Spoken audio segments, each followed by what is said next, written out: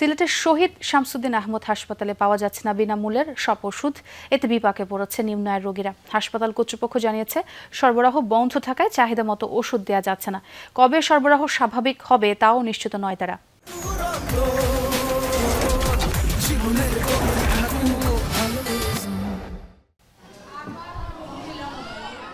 অসংক্রামক রোগ নিয়ন্ত্রণ কর্মসূচির আওতায় 2018 সালে সিলেট শহীদ শামসুদ্দিন আহমদ হাসপাতালে চালু হয় নন কমিউনিকেবল ডিজিজ বা এনসিডি কর্নার। উদ্দেশ্য উচ্চ রক্তচাপ, ডায়াবেটিস, হৃদরোগ ও শ্বাসকষ্ট রোগীদের আলাদাভাবে নিয়মিত সেবা ও বিনামূল্যে ওষুধ দেয়া।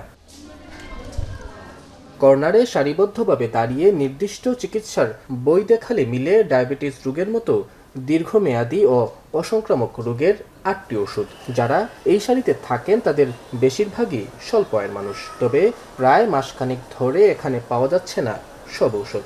অনেকে প্রতিদিন দাঁড়িয়ে ওষুধ না পেয়ে ফিরছেন খালি হাতে।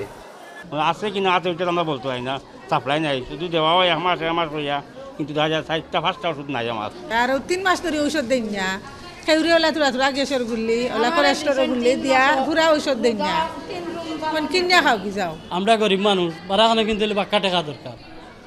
এ উচিলা সরকারেও দিয়েছেন আমরা অনুমানে, ওর লাগি তো আমরা অনুবাইছি পাইবা লাগে, আমরা পাইলাম। ওষুধ না পাওয়ায় কর্তৃপক্ষের সাথে প্রতিদিনই রোগীদের চলে বাকবিতণ্ডা। কমেতে মেটফরমিন, হয়তো ওইটা নাই, এটাই মেটফরমিন। আবার কোলেস্টেরল এটা ওয়াটেন ওইটাও নাই বলতেছে। হাসপাতাল কর্তৃপক্ষ বলছে, সরবরাহ না থাকায় চাহিদা মতো ওষুধ দেওয়া যাচ্ছে না। কবে নাগাদ ওষুধ আসবে তার নিশ্চয়তা নেই। দীর্ঘদিন যাবৎ আসলে এই প্রজেক্ট থেকে আমাদের হাসপাতালে ওষুধ আসা বন্ধ আছে। আমার মনে হয় আমরা যেহেতু চাহিদা পাঠিয়েছি, আমার মনে হয় আবার সেটি ওষুধ যদি আসে আমাদের কাছে, আমরা আবার সরবরাহ করতে সক্ষম হব। এখান থেকে জেলা সদর ছাড়াও সিলেটের বিভিন্ন উপজেলার হাজারো রোগী বিনামূল্যে ওষুধ নিয়ে থাকেন। দুর্ভোগ এড়াতে দ্রুত সরবরাহ স্বাভাবিক করার দাবি তাদের। নাবিল হোসেন, যমুনা নিউজ, সিলেট।